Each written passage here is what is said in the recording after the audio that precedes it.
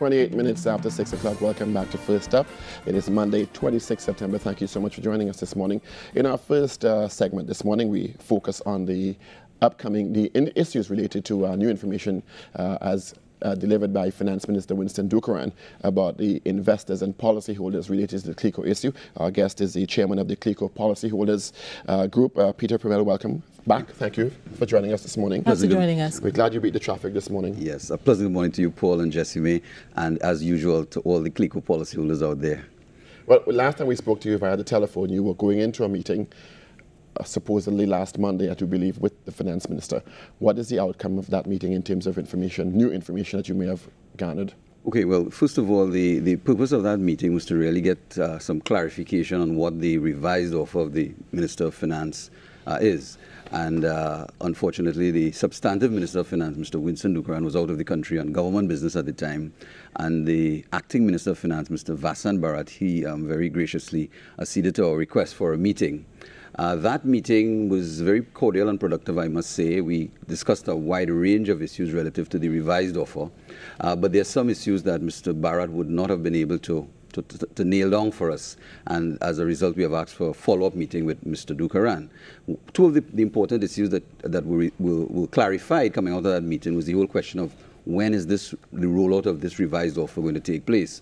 According to Mr. Bharat, that is supposed to take place the first week of October, which is very shortly, a short way away, very short from now. And therefore, that is good news in the sense that it means that policyholders who wish to accept the offer can, in fact, have their applications processed and so on. The other piece of information that came out of that meeting was the whole question of when is this company called NEL2 going to be set up, because as you're aware, the Minister of Finance in his statement in the Parliament indicated that the revised offer will include an option to subscribe to shares in NEL2. What Mr. Bharat is saying is they anticipate that should be rolled out within the next 3 months or so.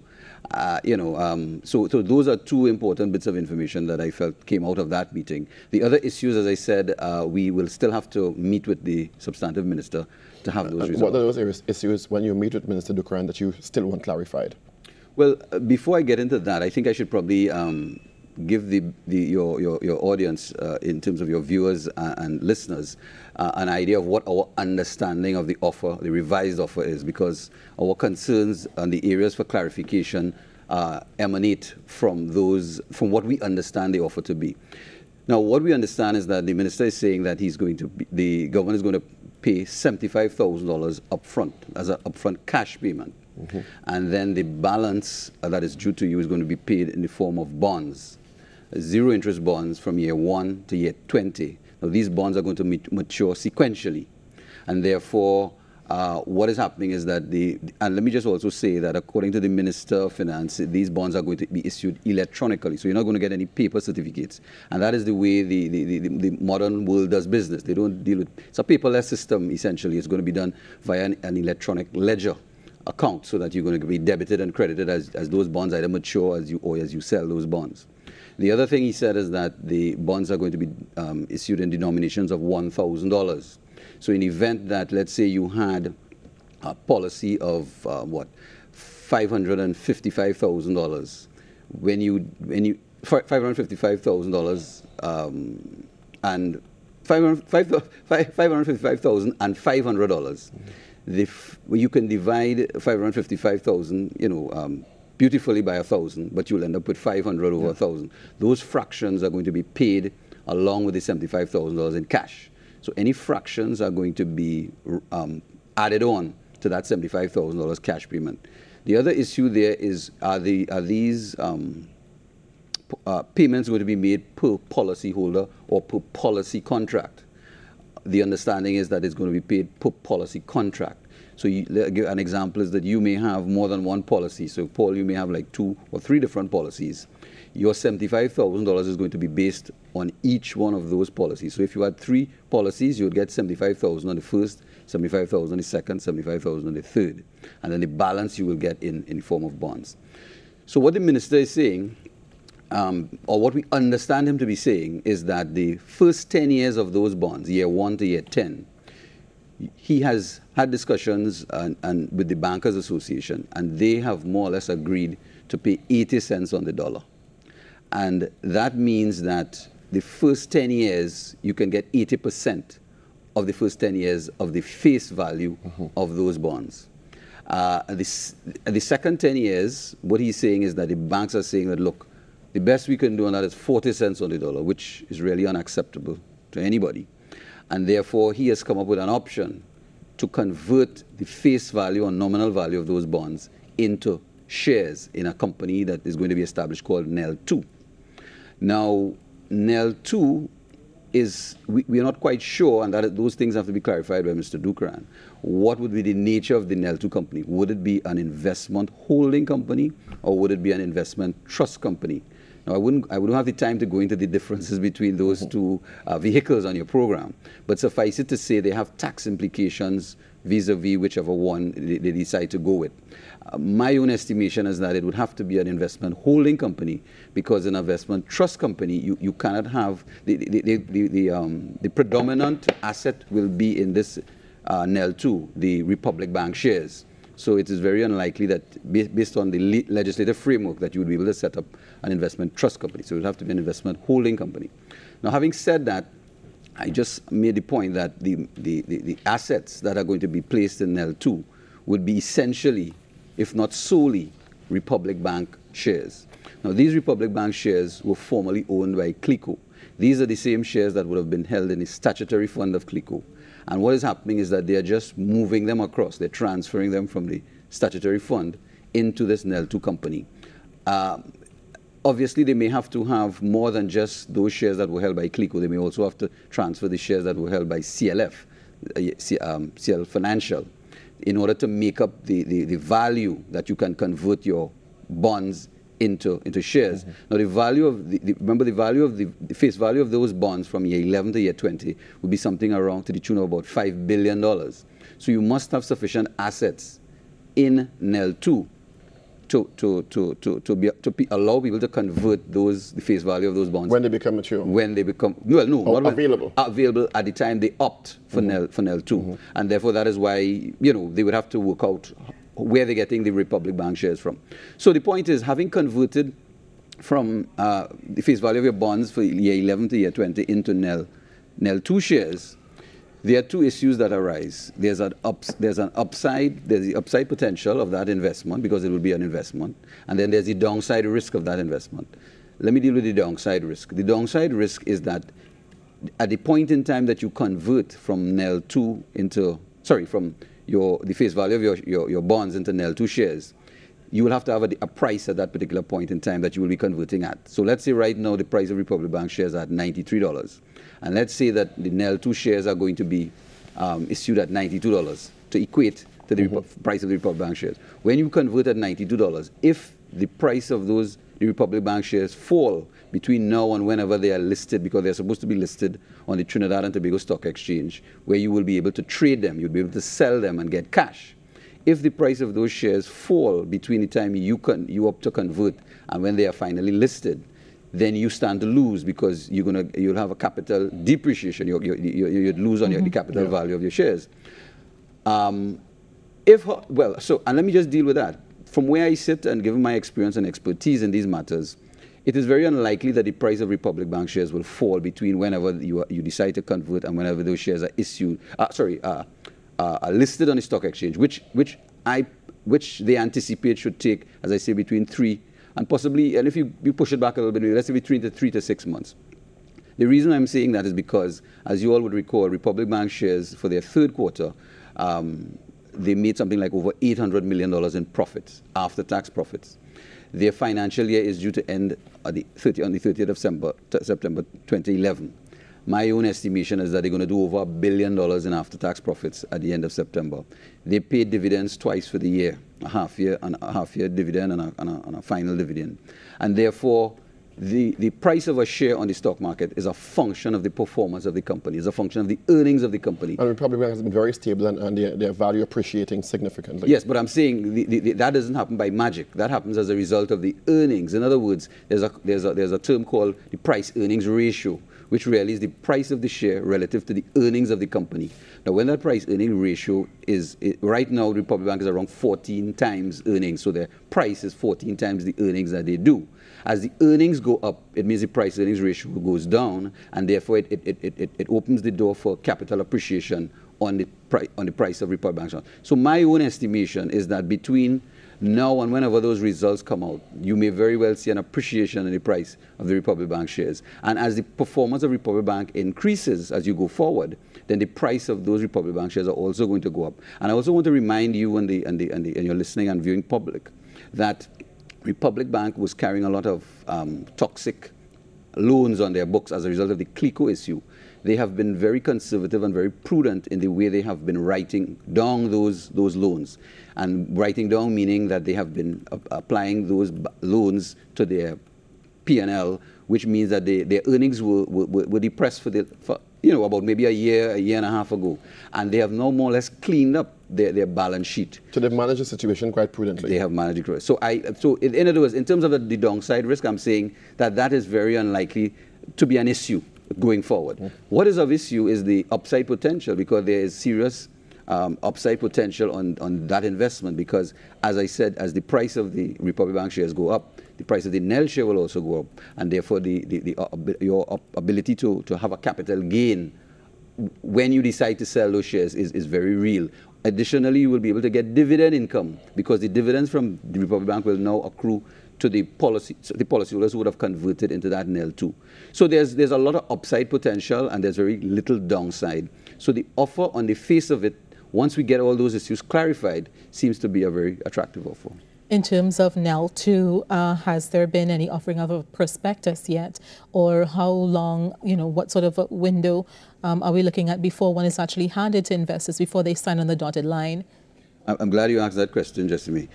I went through some of my archives recently, and I came up with, this is the NEL 1 prospectus, which was done in 2002, September the 2nd, 2002. We don't have to reinvent the wheel. We already have a NEL 1 as a model that you can follow. Mm-hmm. The people at the Ministry of Finance, there's a department called the Divestment Secretariat. They are the ones who will be dealing with this particular issue. So that all they need to do is go and look and see what was done with NEL 1 and do the same thing in the sense of NEL 2. The difference, though, with NEL 1 and NEL 2 is the different types of investee companies that would be held by NEL 2. In NEL 1, you have at least 3 or 4 investee companies: TSTT, Tringen, NFM. Mm-hmm. In this case, it would be solely Republic Bank shares. So that, those are some of the differences that will be in NEL 1 and NEL 2. One of the other important issues that arises as a result of this NEL 2 is the fact that the policyholders, and I suspect most of them, if not all of them, will opt for the NEL 2, because it makes no sense trying to get 40 cents on the dollar. You're going to be losing 60% of your money on the last 10 years of those bonds. What it means, though, is that NEL 2 will be owned 100% by the policyholders, and therefore it creates an opportunity for representation on the board of NEL 2, because what you don't want is to have somebody else managing your business, your affairs. Without any say from the investors. Exactly. And therefore, my advice, and I suspect as we meet with the technical people from the Ministry of Finance, my suggestion and recommendation would be, certainly at least for the first year, you would probably want the government and certainly some sort of representation from the policyholders on that NEL 2 board to ensure that it is properly set up and it gets a solid footing to move forward. As you go forward, there should be some transitioning where the government's involvement becomes less and less, if not non-existent, and the policyholders, who will then be shareholders in NEL, be allowed to manage their own affairs. Because you have to remember, these people are not foolish people. These people are businessmen. These people are doctors, lawyers, professionals, people in finance and so on like myself. And therefore, there's no reason why they cannot be put in a position to manage their own affairs with respect to NEL 2 going forward. In terms of the composition of NEL 2, correct me if I'm wrong, but wasn't there also an indication that some of the energy assets of CL Financial would also be vested into NEL 2? And are we talking about the methanol concerns in that regard, or is it solely going to be the super profitable Republic Bank? Well, I'm going on the basis of what the Minister of Finance has said in the Parliament. He only made reference to the Republic Bank shares. I don't think that the methanol holdings will be one of those assets being vested. Because the idea is to cover the liabilities from year 11 to year 20 of the policyholders. Once he does that, then as far as he's concerned, his job is over, because it means that you can convert dollar for dollar. I want to keep that in mind. Dollar for dollar, your bonds, your 11 to 20-year bonds, into NEL 2 shares. And you have the option of either holding those shares for the medium to long term, where you will get dividends and possible capital appreciation, or you have the option to sell, dispose of those shares when the stock is listed on the stock exchange. Which is in 6... let's say, yeah, I would say... No more than 6 months. I can't see it. I mean, you already have a model. It's not like you're going to reinvent the wheel. And what is required would be the approvals from the Securities and Exchange Commission, the Trinidad and Tobago Stock Exchange. And, I mean, it's government to government, because these are the people who run, in charge of those agencies. So it should not take that long. Peter, yes. in terms of policyholders have different agendas with their lives. This has already been a protracted process. People already upset and want some sort of closure. Given this new offer from the finance minister, is this optional? Are there any other options that people can look forward to, or is this basically going to be it? Well, it seems as though this is going to be it, because as you would recall, 2 bills were passed. One of the bills had to do with the Central Bank Amendment Bill, which essentially takes away the rights of the policyholders to take legal action against the government.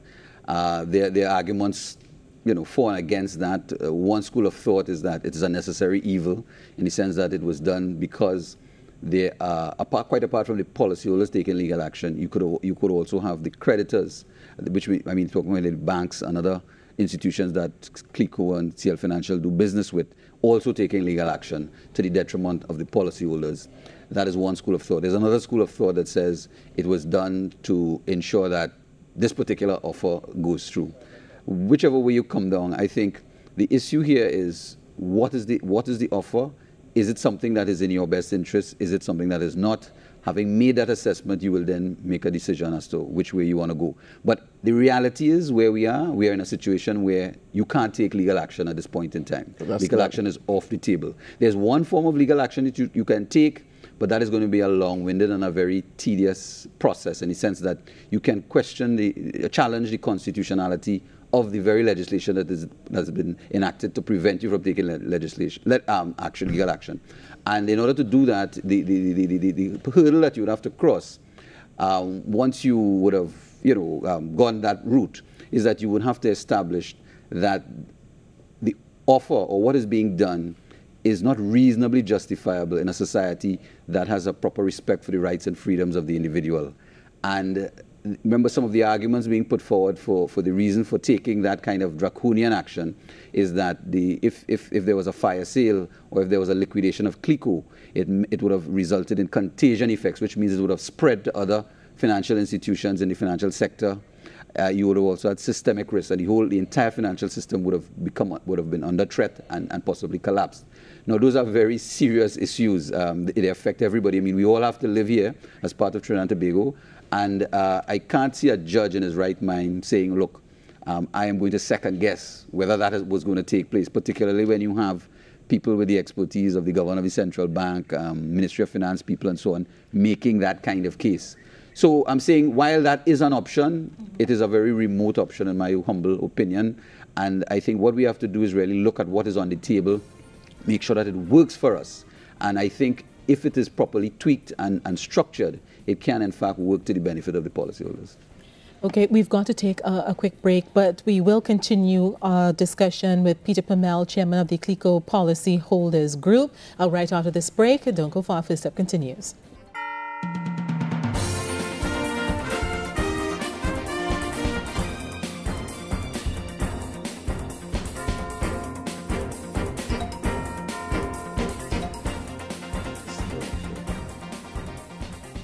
We're back here on the First Up, and your busy day. We've got in with us the chairman of the Clico Policyholders Group, Peter Purmell, and we're looking at the deal that's on the table for policyholders right now. The big question that I have, well, two actually. One is, this means this deal, you're not getting back 100% of your money. No, you can live with that. Can you? Well, at the end of the day, the policyholders will have to determine whether they can live with that. Because remember, our job as the Clico Policyholders Group, the leadership of the Clico Policyholders Group, is to bring the information, to get the facts for them, present the facts, analyze the facts, and we can also give guidance or make recommendations. At the end of the day, each single policyholder in Trinidad and Tobago will have to make the decision on their own. Because they have different circumstances in their lives. Absolutely. And they have different levels of investment. Absolutely. And different needs in their lives. So, but it's one deal. It's one deal. And you will have to make your assessment. So I don't want anybody out there saying, well, Purmell is making our decision for us. Purmell is not making any decision for anybody. All we are going to do is get the facts, which we have already embarked on that process by meeting with the acting Minister of Finance. We hope to get a meeting with the substantive Minister of Finance or his technical people so we can really establish what the facts are. We will analyze the offer, you know, from a technical point of view, and we will make suggestions, recommendations, and give guidance to the policyholders. Given the fact that each policyholder, and more than likely, from what I'm hearing, people are so fed up with this thing, and the fact that it seems like the best deal that they've had so far, most people are going to take it. What about people who option that this is not in my best interest because my circumstance doesn't read well with this? What are their options? Sure. And I want to stress, it's an offer. No one can force anybody to accept that. I want to make that point very clear. And the option, as I told you, is people can still pursue legal action vis-a-vis questioning the constitutionality of the very act that was passed. So if I don't option this action. deal that the government has put on the table now, yes, that's my only other option, to question the constitutionality. And if I can go through that long process and that expensive process, then I may be able to overturn. Yes, but again, even if you were to overturn that, it doesn't guarantee a best deal. You still have to go and file the other action, which is breach of contract. And that can be appealed and appealed and appealed, and you don't know how long that entire process is going to take. So that is a long, arduous road.